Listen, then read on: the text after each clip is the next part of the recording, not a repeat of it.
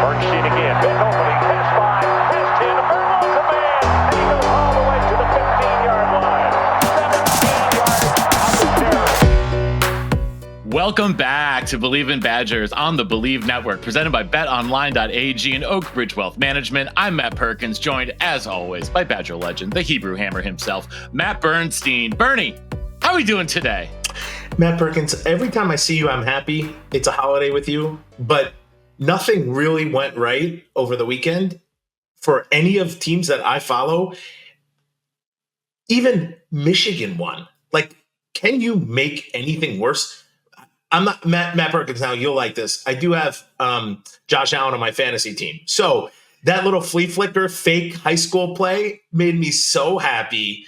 I need Jameis Winston to come through tonight, but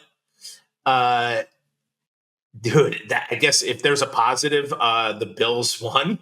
Is that crazy that I'm actually saying that? Where I wear my New York Jets t-shirt and literally deserve all the embarrassment. And I know we'll talk about the Badgers, which it cuts more deep than any of these other things. But, man, a tough weekend if you're a Badger Jets fan. That's why I'm in a good mood this morning. Josh Allen, my weekend was, well, once the Badgers game was over, you know, I've been focusing all my energy on the Bills, and it feels really good. Feels really good for our guy Dave Edwards, who played great in that game. Great. Yeah, he looked great. Like, you see, dude. I mean, like, yes, I'm okay. I'm a little bit of a fanboy. I'm biased. I will completely admit my biases. But Dave Edwards and Deion Dawkins on the left side of that offensive line last night were absolutely outstanding. I could talk about that for days. Deion Dawkins puts himself on an island. He lines up. He lines up the furthest away from the guard. Yes, 2 yards away. I think it's actually amazing, but it's it must be hard for David when there's a blitz coming there. That's a huge hole there, but they seem to be doing it really well. So it's working. It absolutely is. Bernie, we're still working here on Monday Morning Fullback. Like always, the good, the bad, and the ugly. We may just kind of throw that out the window a little bit today because, let's face it, it's pretty darn ugly right now.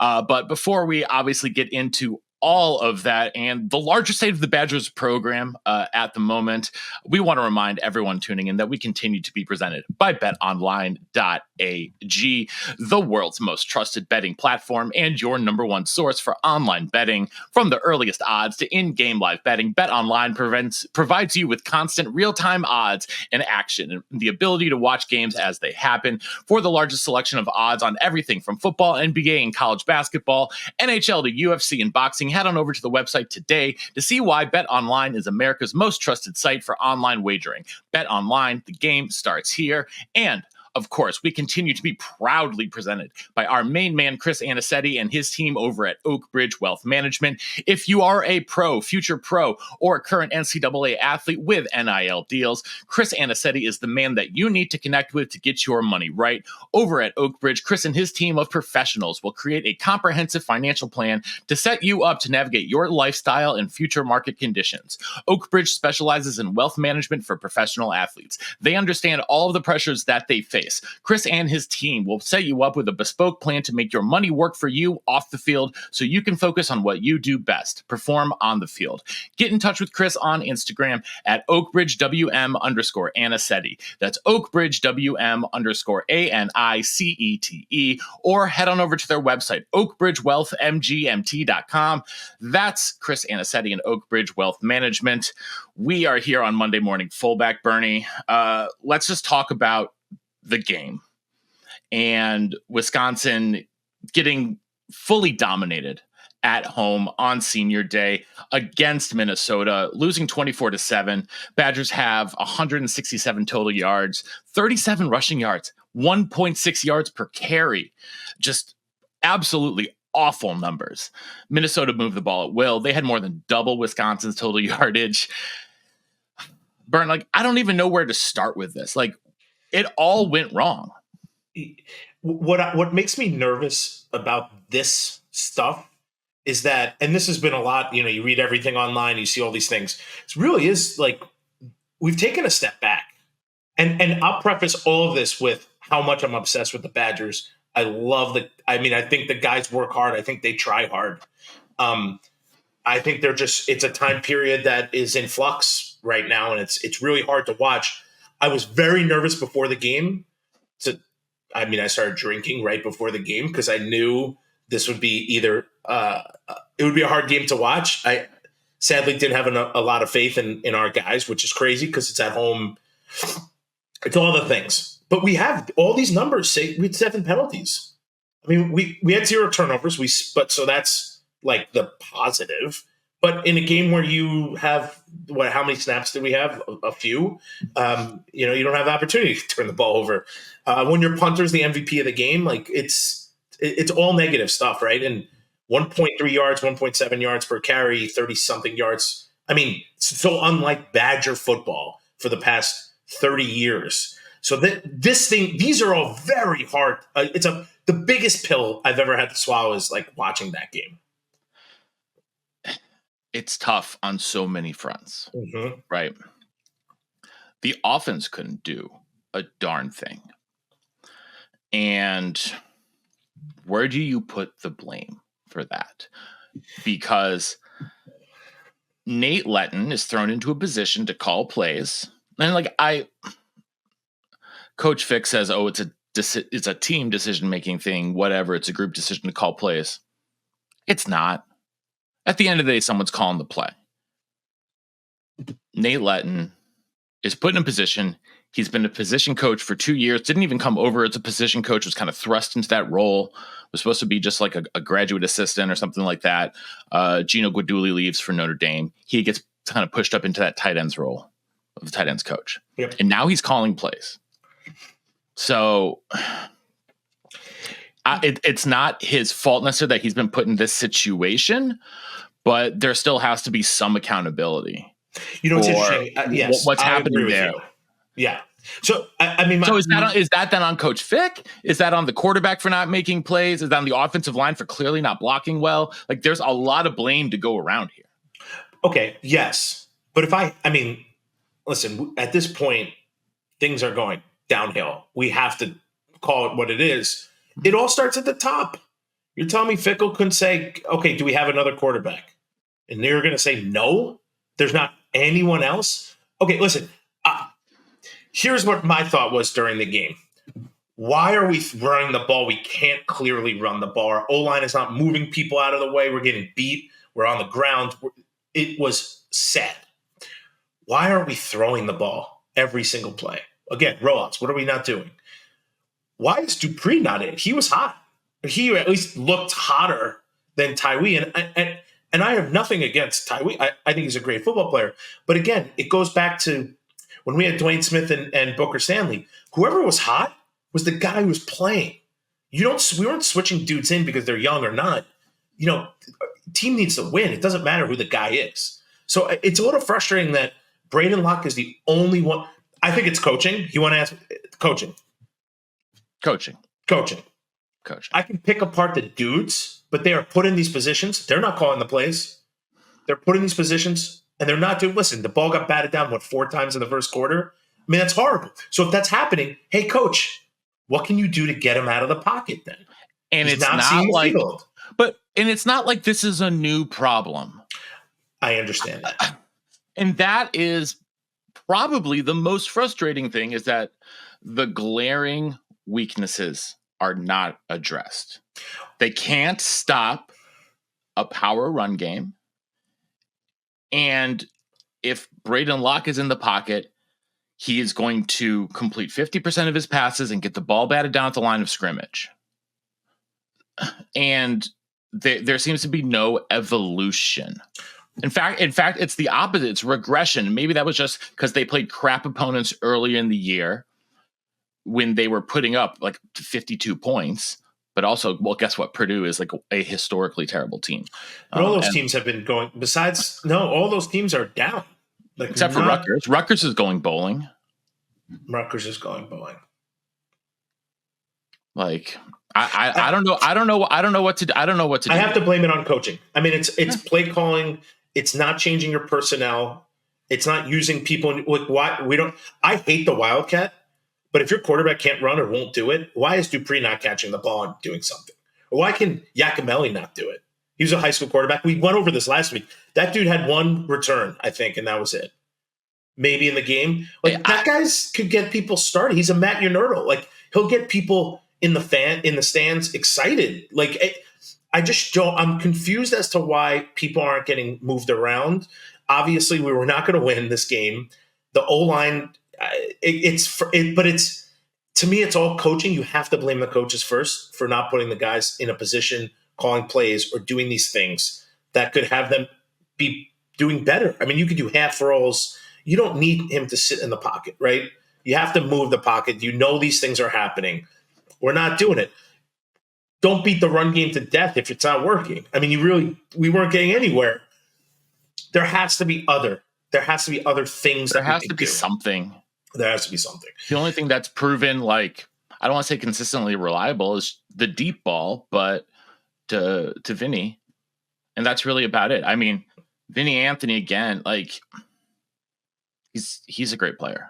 So the question is, he's a great player, and he's a great player. He has shown that this year that he is like he can be the guy at totally. wide receiver. Totally. And I'm super impressed with him. I'm super impressed with Atticus Bertram's, which is sad. Again, Bernie, you said this earlier. If the punter's the MVP, he's been the MVP of multiple games this year, which is extremely problematic for team as a whole. But you have to give Bertram's at least credit for that. So kudos to him for having a good year, but it's never a good sign when your punter is the team MVP.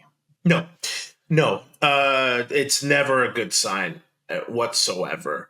But I mean, where do you start when you're the coaching staff looking down at your guys, looking at your paper? Do we have what happens if Braden Locke gets hurt? Who's the next guy? Is it Matoyer? Does he not want to play? Like, I don't get what the thought is of saying, hey, Braden, dude, you're just not getting it done. Is there somebody else? Or does that person not have really what did Coach White say? Pencil. Like, he doesn't know what the next person or the third or fourth, fifth string have no idea what to do, that they trust Braden to do it. To be fair, like, saying, do you not, like, is your third string quarterback not ready to step in? Like, that is a bit of a tall order, right? Like, oh, okay. Yes, I think that you have to blame the coaching at some level for not having, another guy ready to go in one sense, but that guy that you were planning on was supposed to be your third string quarterback at the beginning of the year. But yes, but you have guys not getting it done. What is you have to have an option. I mean, I'm not disagreeing with you. I think we're coming at the same point from two different sides. We are. Listen, when I played, we had 5 tailbacks when they were healthy. When we didn't, you had a fat fullback, but who knew what to do? You had a backup fullback, Greg Root, who played very few downs in his entire career, but knew what to do. And who, yes, that's all culture. That's identity. That's coaching. That's guys taking pride in Wisconsin, taking pride in their craft. I feel like we've lost a lot of that. And so that leads to a bigger discussion of this season. Wisconsin is not going bowling. It seems like there's an outside chance if there aren't enough. We know how the bowl system works, but they're not going to have a winning season for the first time since, Bernie, I hate to add it, you 2001, baby. I redshirted, but still, I was on the team and it hurt. You were on the scout team. So on the scout team, I'm ready, and it goes down to that level, though, Bernie, doesn't it? It goes down to the scout team level to have a successful program. Listen, right? I was texting with Brady Collins, the weight staff coach today, and let me just tell you, I told him in 2001, the weight training coach, aka John Detman, JD, literally tried to kill every one of us, working us. We had 3 weeks, I think, after Thanksgiving. So, like, you went home for your, what's it called? You went home for, like, winter break, right? Like, if you weren't going bowling, whenever your finals were over the last day, like, everyone could disappear if you wanted to. It was like going back to football camp. I couldn't count down I don't know if that can happen anymore.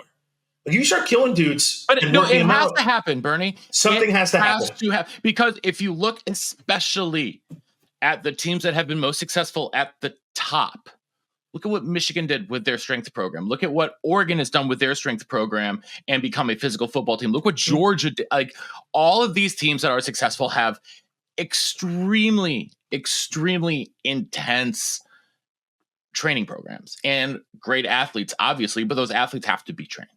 No, I get it. I'm just saying in this time, this window. But in this window, yeah. I mean, I think you have to at least, I think you have to do that. I don't think there's. No, I agree. I'm just saying, can you do it? Not you have to try. Should you? I think you have to try. I completely agree. And I think Brady's going to do it. And maybe if that weeds some people out, Bernie, it weeds some people out. Sure. And guess what? It's like you have to establish that mindset now. I agree. So we didn't touch on the defense. We can go over it really quick. I mean, let's do it. They didn't tackle anyone. Same ish, different week. It's just the same stuff. They can't get off the field, but they also play a majority of the game. And I just don't think we have. First off, I think our defensive front is. I think our defense as a whole is the wrong defense. I don't think these guys. I think it's coaching. If I have to point a finger, I think you put these dudes in an impossible situation. Even our linebackers, who at the beginning of the year we thought were studs, look like they're all in these positions that are impossible for them to make plays. So as some people are negative on some of the dudes, I think it's the coaching. You have 2 down linemen. You have 2 outside backers standing up. Like, that's run all day. You have to really, really, really play the most best defense you can possibly play to defeat the run game in that. Like when we lined up and you did that, I would be like, I'm going to be in the 21 personnel all day, right? It would have just been power right, power left, and we would have killed you. I actually was thinking about this. Imagine the 01 team plays this team now, or the 2002 team that I played on, because then I could always talk about it. We went into bowl season. I think we were 6-6, and we won the Alamo Bowl. That team would have scored 60 points on this team, maybe more. So the 01 team that was worse, so to say, worse record, that team would have scored 50 points. I mean, you still had all. I think it's the culture, and I think it's the identity, right? Like, you still have dudes playing in something they know. That's a ramble, but I think the defense is in a tight position. We're not playing something we know, and it's evident that guys are all over the place. And I think some of the biggest frustrations and melancholy comes from watching a guy like Hunter Wohler, who has clearly embodied the mentality that you are talking about. Mm-hmm.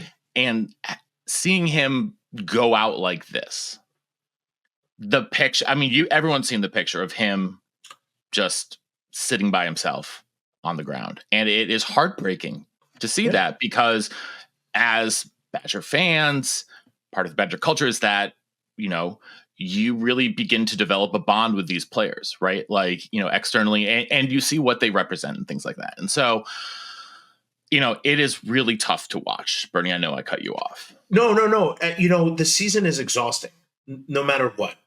Obviously, winning makes the exhaustion everything better, manageable. It makes everything better. When we went 5-7 in 2001, it was exhausting. I mean, we were getting beat up on the scout team. We weren't winning. We were working hard. It's all the things, all right? Like, no one's going into the weight room, or no one was going to practice taking it off, like going 50%. We were all going 100%. It's exhausting. You can see in Hunter Wohler how exhausted he is, because it's, I was a freshman. I was a redshirt. To not go to a bowl, I didn't know any different, right? So it hurt, but like, I didn't know that there was something else kind of out there that was so cool to do, right? Like, the more practices are important, sure. The week at a bowl, to anywhere you go, is so fun, right? You go out, you hang out, you see sights, you do these things that the team has. You go, like, it's just all these cool things. And then you play a football game at the end, and the day after you fly home for a couple weeks. Like, I didn't know that was like not that is what you should be doing. Then you go to a bowl and you're like, we should never not be doing this. How dare we not do it? But for Hunter Wohler, and I'm sure a ton of guys on the team, it's exhausting and it's heartbreaking to go through a season and not have it the way you thought it would come to. I'm going to sum up. I don't want to keep talking. We can talk about some conspiracy theories. I'm summing up the team like this, Matt Perkins, and this hurt me when I watched it in the game, and probably nobody else saw it. Dupree went down. He got tackled. His shoulder pad got pulled. His jersey got pulled past his shoulder pad. When that happened, there was not a soul on the field who wouldn't take it and put it back right, who wouldn't make that shoulder pad, put the pad back in. He was out on the field for 2 more plays that nobody touched it. That to me sums up that it's not a team. It's just dudes out there playing football in their own side. Because if you ever watch a game in anyone's jersey or you get grass in your helmet and the dudes can't see it or can't get it, somebody goes up and helps you. And I was just so shocked by it. And then he came off the field. But I was like, let me watch this because there's no way he's going to keep playing with it like that. And he did. And I was like, what is going on? Like, where is your teammates to help you? So like that to me is, I don't know if it's telling or that's like, it's the middle of the game and people, but like anytime AD had his pad out, I was like the first one to try to put it back, or somebody was, anybody's pad.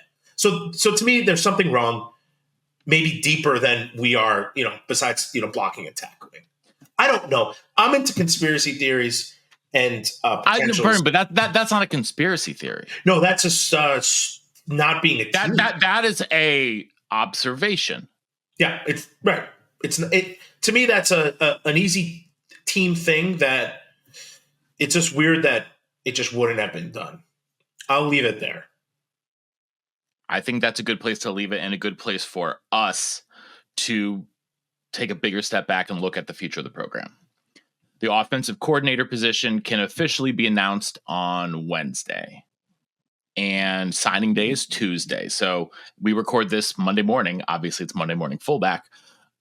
And the next 2 days, today and tomorrow, is going to be all about recruiting, right? Because early signing day is tomorrow as we record on Tuesday. And everything that's going to come out of the program is going to be about that, right? Mm-hmm. It's a big day. It's going to be interesting to see who signs, especially if some guys who are committed maybe don't sign. Things can flip at the last minute. Nobody's really expecting anything huge to happen there. But again, it's college football recruiting in 2024. Literally anything can happen. Transfer portal window is open.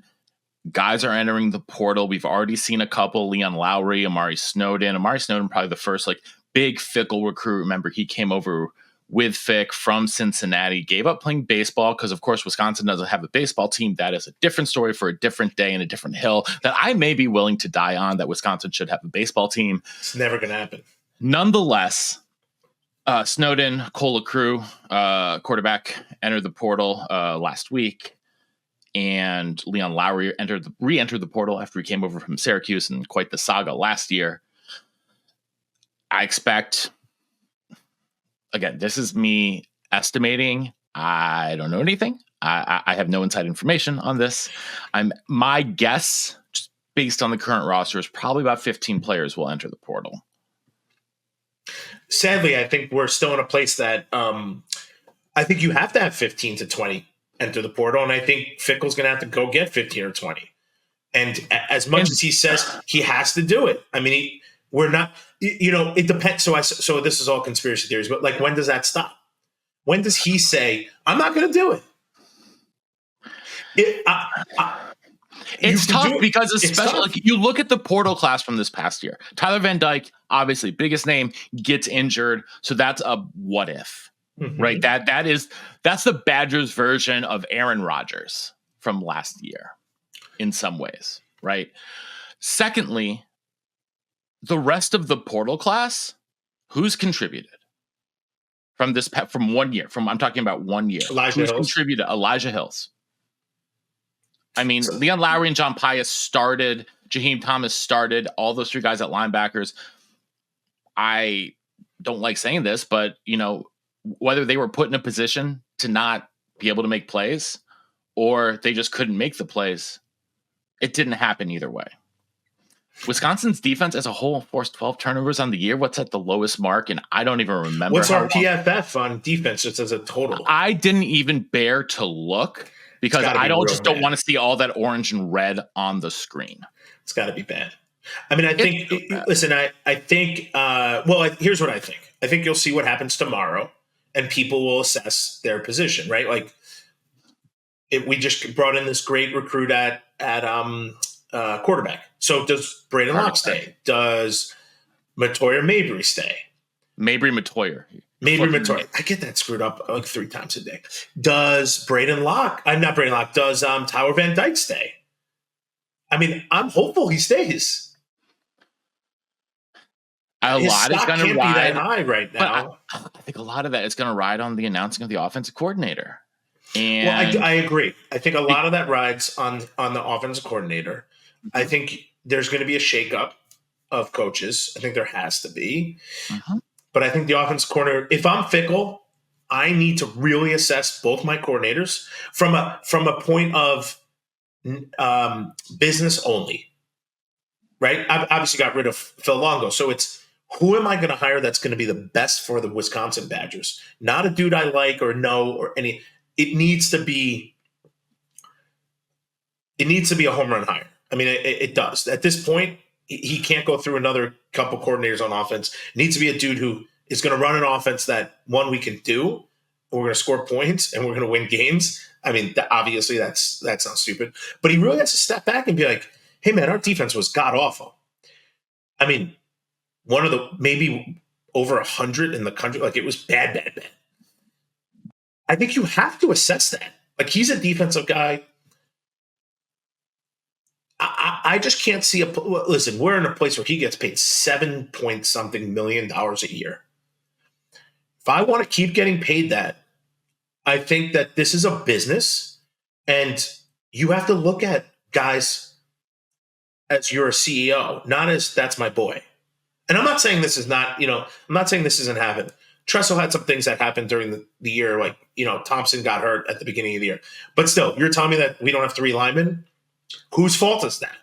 Is it recruiting? And people are like, Coach Chris didn't leave these guys. What the hell are you talking about? Coach Chris has nothing to do with what's happening now.